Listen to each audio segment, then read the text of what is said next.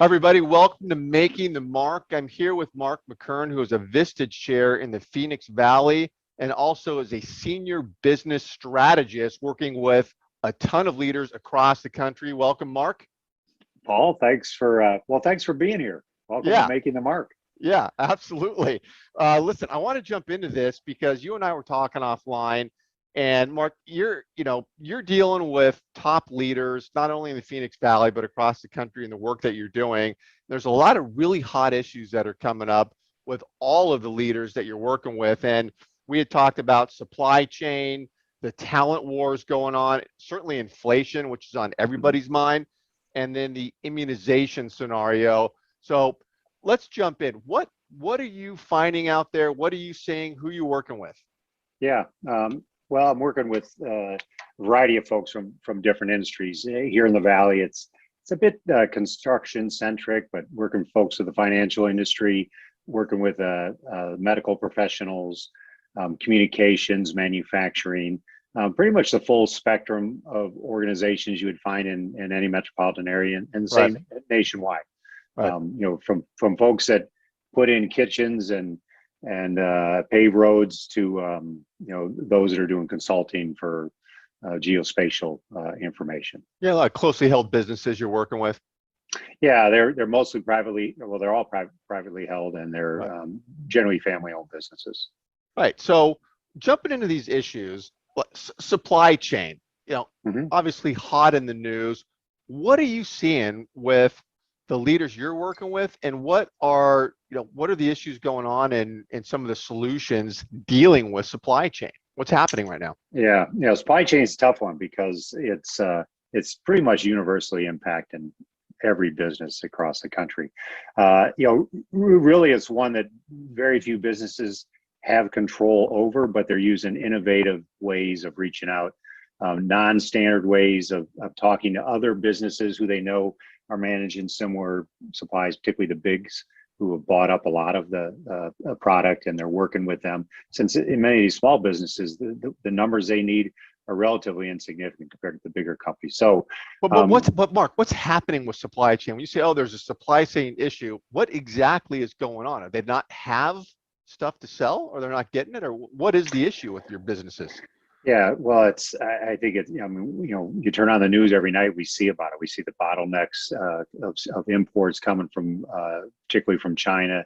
Uh, Anything that's coming in on ships, even though it's arrived, we see the backlog of it. So it's everything from supply parts to end items that people are being challenged with. But typically, we're seeing it in the semiconductor side of business, those that are doing manufacturing or rely on those high-end electronics for their products. So they're just being, quite honestly, with supply chain, it's almost one of those where it's hard to have control over it because they're using their traditional methods of how their lead and lag times for ordering. But Right. really what they're doing is getting innovative about it and talking to other folks in the industries and other industries who might have those parts. They're looking at redesigns of products that Interesting. will take advantage of the parts that they do have, and depending on the industry, that's easy to do or hard to do. I mean, if you're doing something that has to go through some kind of qualification testing, that's more money. So it's increasing costs for sure. And those that are succeeding are being innovative about how they find parts. Is the do the leaders you're working with and you yourself think that the supply chain issue, is it a long-term issue? Is this like, okay, hey, this thing's going to be fixed in 60 days, or is it real long term? Well, most are thinking long term in terms of getting out in front of it, and They that's are. those that are looking at product redesigns that are going to different suppliers, different parts. But I would say that not being having my pulse on the supply chain challenges that we're experiencing now. Long haul drivers are really the big part. What's happening at our ports out out in your area or south in Long Beach and San Diego.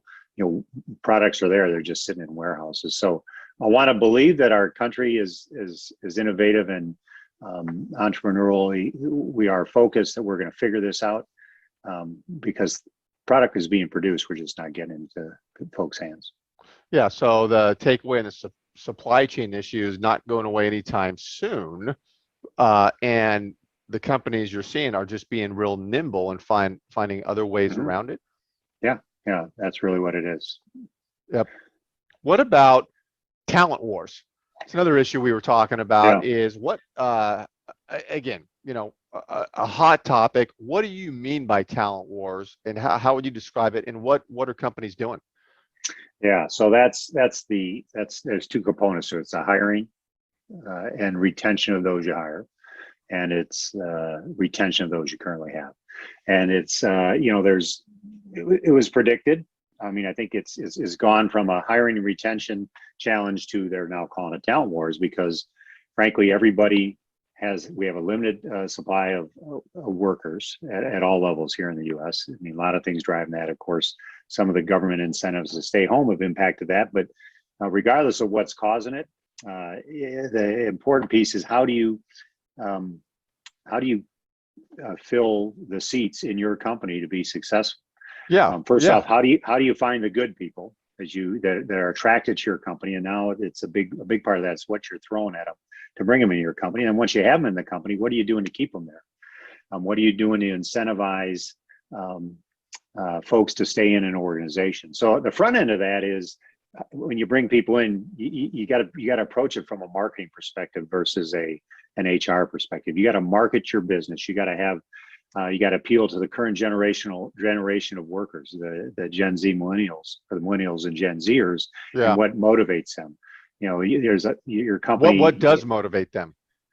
Well, there is that your company's more than just a business. It's more than just a place where they rest their hat. There's a commitment to making the world a better place. They understand the why behind your business and your product, and that should be communicated from all your recruiting tools you use and your marketing strategy for bringing people in to how you communicate with them through the interview process and the onboarding process. You know, the current workforce is very interested in diversity within the organization, the workforce. They're very interested in what you're doing to make the planet a better place. They're interested in life outside of work and having options, whether that's the virtual and in-place options that you can offer to them. So there's a lot of competing activities that people that are being hired are looking at, and you have to appeal to that this generation of workers. So when they come on board, and that's great, those issues you hit on, I see that. How do you keep talent at the company then? Yeah, I mean, the quick answer is culture. I mean, it's easy to say culture. Yeah, we have a poster board on our culture and a poster board on our values. That's Right. how we're going to keep people. I mean, we know that if you're not living your culture and if it's not embedded at every level, and that's the key piece. People don't leave companies because they say they have a bad culture. They leave companies because because of the manager that they directly report to, and that it's important that the culture is a part of the organization, so that at every level, your managers, your leaders within the organization are living that culture, and they will culture trumps other factors when you think of benefits, pay, when they're weighing decisions to leave the companies. Not always, but Right. generally that's going to be what keeps them in the organization. No, that's a good point, because I know a lot of companies, they will flout like a 401k plan and stuff. Mm-hmm. Those are great, but if your culture sucks, who cares Right. how great your 401k plan is? People are going to leave no matter how great a 401k plan is, right? I mean, so Mm-hmm. you put culture first, but what are there any examples of what companies are doing around culture to keep people at the company and make for a great company culture? What are they doing? Yeah, no, that's a great question, and it's an important question. They're engaging their employees. They're making them feel like they're valued members of the team. So there's a myriad of things that the higher performing companies are doing. They're providing constant feedback to their employees, so they're in a rhythm of one-to-ones. Oh, okay. Communications with leader to lead communications where they're providing feedback and focused on what they can do to support them in doing their jobs. They're providing opportunities for their development with the company. And it starts with onboarding, and often we say onboarding is one of the metrics that's looked at in businesses that says, hey, how were you onboarded, and how important that is, that first impression you have. But onboarding has to continue out through the lifespan of your time with an organization. What I mean by that is, what are we doing for your development? When we bring a new employee in, we want to understand where they see themselves now and where they see themselves in 6 months, a year, 3 years, 5 years down the road. If we understand that in the business, then we can do the next step in that's important to culture, is the leader development of that person, or the career pathing of them. And they're two different things. Leader development and training, more top down for employees based on their needs, but career pathing is affording them opportunities, whether that's through education, through additional responsibilities, through being a part of committees and groups, for mentorship within the company, to get them to see, like, this company cares about me. They value what I bring. They care about what I say. And they're interested in, and if I have the potential, they're interested in seeing me advance. So that's a big part of culture. Any company that has a leader development mentality about them. Where does the culture, the strategy around culture typically come from? Is it from the CEO or the owner of the business? Is it HR? I mean, who's driving that process? Yeah, culture is leadership, straight up. It's the CEO, president, owner, founder, whoever it is that is running the organization. It's embraced by the executive team. But it's like anything, you can't affect change in an organization unless you have buy-in at the top. So the leader has to buy in the culture. The leader can't say, hey, it's important that we practice, integrity is an important part of what we do, and we always got to communicate directly and transparently with our customers. And then they get in front of a board and they lie. The executive team goes, what's going on here? If you're not living it, it's not going to be followed. So it starts at the top, but it doesn't. It's got to be nested at every level within the organization. So the lowest level manager knows where their part fits into the whole of the organization. That's kind of the whole relationship. And so they live the culture at the lowest level, and then it manifests its way uphill as well as downhill. Well, it's interesting because I heard somebody who's lectures on culture say one time that for a leader, culture isn't about going out to the whole company and soliciting everybody's ideas about what the culture should be. Mm-hmm. That's a recipe for disaster. It's the leadership deciding what culture is and then making sure they get the buy-in and the execution of that with others. Is that a fair way to describe it? Would you say? Yeah, no, definitely fair. I mean, and it manifests itself in so many ways. It's the attitude of the boss and the people that fall in under the boss on how they show up every day. I mean, it starts as fundamental as that, but it's about how they carry themselves, who they do business with, how they communicate with their people, going back to one-to-ones, that you feel like there's a constant communication with the organization. You do things like all hands meetings to where the leader gets in front of the folks and talks about where you are, to include, getting into the financials of the organization, talking about the future, talk about areas that they haven't done well and areas they can improve. So it's that transparency where people say, okay, the people are honest, they're upfront here, they're communicating. I understand the why behind what we're doing, and then you get buy-in. And once you get buy-in, then the people's full potential is reached. They want to work for the company. They're not looking for ways to shirk responsibility and try to get through the day without doing what they know they should do. They feel an obligation and commitment to the business. Yep, good stuff. Good stuff. Inflation. I want to tick this one off too. Another big hot area. Yeah. What's going on with inflation? How are companies dealing with that you're seeing out there on the front lines? Yeah, I mean, that's a lot of discussions about this, particularly when it comes to pricing. So, like I'll often, have a discussion with, how much has gas gone up lately? So when you talk about your pricing, how are you dealing with it? It's one of those things where you got to really look at your customers and your stakeholders and make a decision about how you want to do that and how that's passed on, or where you can address the impacts of inflation. Because it's definitely impacting labor. It's impacting cost of fuel, which impacts everything. Cost of goods. So cost of goods sold is going up in every company because everything from price of wood to what it takes to run your vehicles around. So a lot of different ways of dealing with it. Part of it is looking internally and looking at cost savings. Most of the companies I've worked with, I've encouraged them to go back and look at their recurring costs, whether that's insurance, bonding, IT services, things that they have subcontracted out, to go back and relook those and negotiate them. Because Interesting.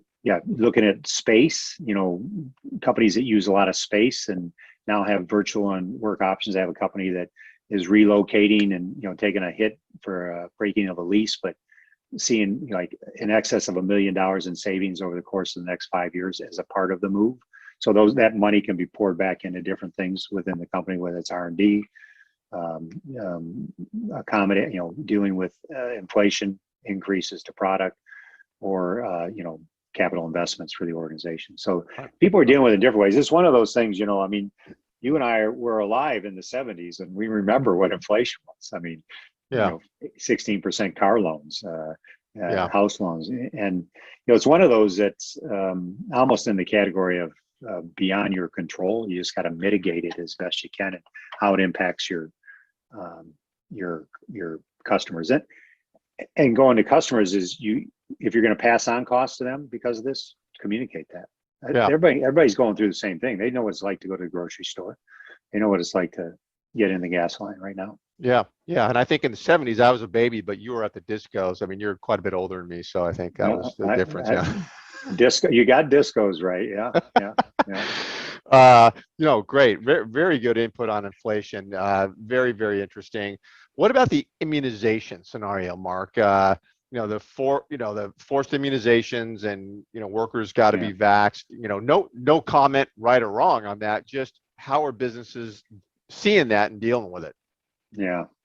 Well, they're preparing what they can prepare. So they're doing all their research with what OSHA's putting out. If you go to the OSHA website, you'll find quite a bit of information about draft plans and communication,